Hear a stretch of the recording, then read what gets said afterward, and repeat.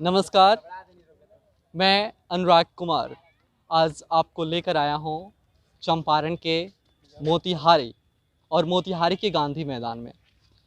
यह कहानी कोई पुरानी नहीं है, लेकिन इसके बावजूद भी आज एक चुनावी गलियों में एक सरगर्मी पैदा करती है, जिसे हम रोज़गार के नाम से जानते हैं।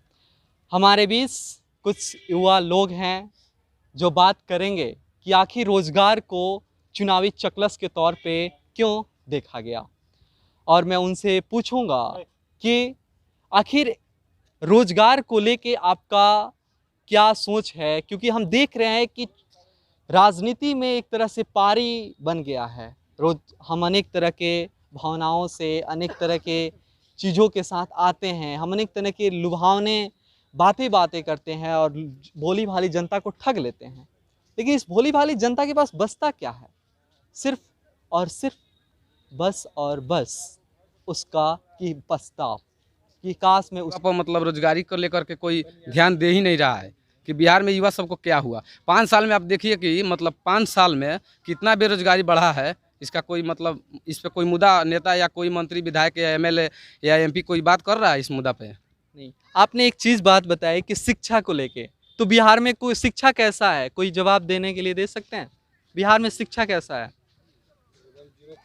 तो कितना है शिक्षा? एकदम 0% है। 0% शिक्षा है। तो 0% शिक्षा है तो ये क्यों है? आखिर इसके क्या कारण हो सकते हैं? इसके लिए तो अब एक कौन स्टूडेंट जिम्मेवार है? एकदम सरकार जिम्मेवार है।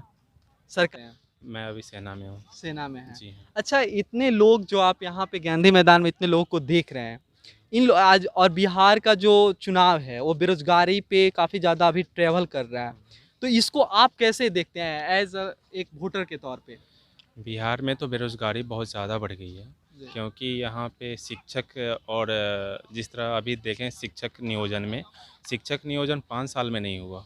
तो ये 1 लाख 2 लाख जो वैकेंसी होती वो 2 लाख बिहार के ही शिक्षक होते, तो बिहार सरकार ने बाहर वाले को भी बुला लिया और शिक्षा का स्तर ही घट गया। ना तो टीचर सही है ना कोई, तो फिर शिक्षा का स्तर घटते जा रहा है और बिहार के जो यहाँ के बच्चे हैं वे खुद को बेरोज़गार बन रहे हैं। ना कोई और वैकेंसी निकल रही है, बिहार सरकार ने पूरी वैकेंसी पे ही ताला लगा रखा है।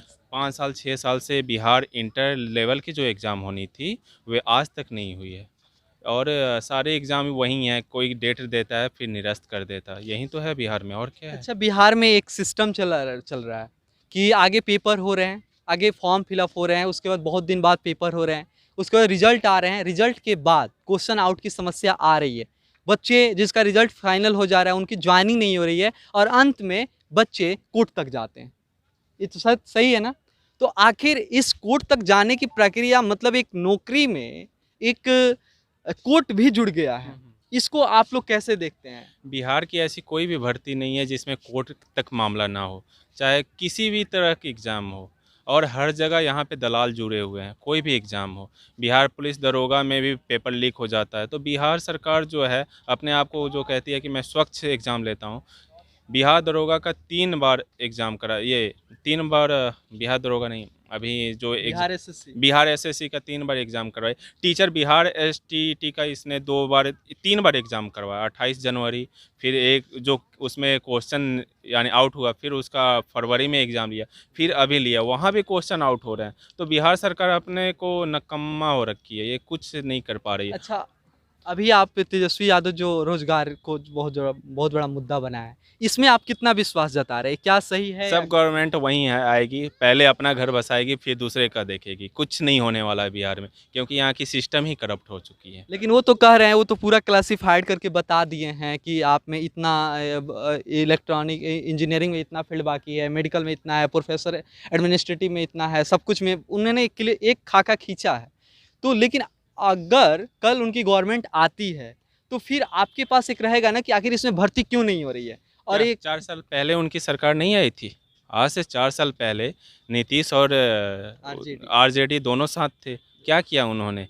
एक भी तो 1 साल मज़ा लिए, खुद उप मुख्यमंत्री बने, उसके बाद क्या किए? लेकिन वो एक तर्क देते हैं कि मुझे समय जितना मिला उसमें मैंने काफ़ी विकास किया, और मुझे ज़्यादा समय नहीं मिला, चोर दरवाजे से सरकार बनी। तो सवाल ये है कि मैं किसी और से पूछना चाहता हूँ, कोई है जो बता सके कि बिहार में रोजगार आपके लिए कितना महत्वपूर्ण है? कोई देखिए, हम कहना चाहेंगे कि रोजगार आप अपना नाम बताइए। जी, मैं राहुल क्या from करते हैं छपरा। अभी? जी, मैं भी स्टूडेंट, मैं पढ़ाई करता हूँ। अच्छा, किस क्लास में हैं? अभी मैं 12th पास आउट। अच्छा, कब? अभी 19 20 में? 19 जी 19। 19 में। तो अभी आप यहाँ पे मोतिहारी में क्या करते हैं? मोतिहारी में यहाँ पे आए हैं हम पॉलिटेक्निक एग्जाम देने। अच्छा, पॉलिटेक्निक का पेपर देने। जी ये जी, पॉलिटेक्निक का पेपर कितना दिन बाद हो रहा है? ये जो है इसका भी मतलब बहुत समय लगा। ये हम 2018 में ही इसका हम फॉर्म भरे थे, ठीक है। और 18 में भरने के बाद ये क्या हुआ कि मतलब बहुत लेट से एग्ज़ाम हुआ, और अभी मतलब एग्ज़ाम हुआ है, आप देख सकते हैं कि मार्च में था इसका एग्ज़ाम होना, लेकिन उसको टालते हुए कोरोना की वजह से और बहुत सारे वजहों से इसको और टाल कर और अभी एग्ज़ाम हुआ है। तो इस पर मतलब कहना चाहेंगे कि जो मतलब कुछ भी हो रहा है यहाँ पे, एजुकेशन सिस्टम जो है इतना मतलब लेट हो गया है, या इतना ना मतलब कि इसको चौपट कर दिया गया है कि इसको सुधारने में बहुत सारा समय लगेगा अभी। अच्छा, एजुकेशन सिस्टम चौपट हो गया है। बड़ा अच्छा बात आपने बताया कि इसको एजुकेशन सिस्टम चौपट हो गया है। लेकिन हम यहाँ अपराध को छोड़ के, एजुकेशन को छोड़ के, हेल्थ को छोड़ के, आपका जितना भी लीगल जो आपका क्राइम है वो सब कुछ छोड़ के, और हम एक हमारे सामने एक रख दिया गया है रोजगार रोजगार रोजगार, और उस रोजगार को लेके एक बहुत बड़ा मुद्दा बना दिया गया। इस रोजगार के मुद्दा को एज लाइक आप, जैसे कि आप एक स्टूडेंट हैं, जी आप देख रहे होंगे आपके आसपास कि कितने लोग जूझ रहे हैं, रोजगार नहीं मिल रहा है, उनकी समस्या आपके अनुसार क्या हो सकती है? वो देखिए, रोज़गार की जो समस्या है फाइनली मतलब पूरी तरह से जो है ना, बहुत लोग इसकी चपेट में भी हैं।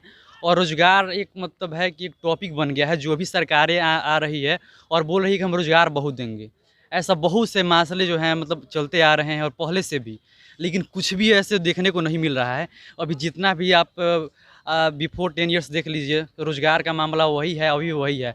परसेंटेज जो है नाम मात्र का मतलब उसका में फ़ायदा हुआ है, और जो पहले के तुलना में आज भी मतलब नौकरी की संख्या उतनी ही है और ज़्यादा उसमें इम्प्रूवमेंट नहीं हो रहा है। तो हम कहना चाहेंगे कि इम्प्रूवमेंट ज़रूरी है।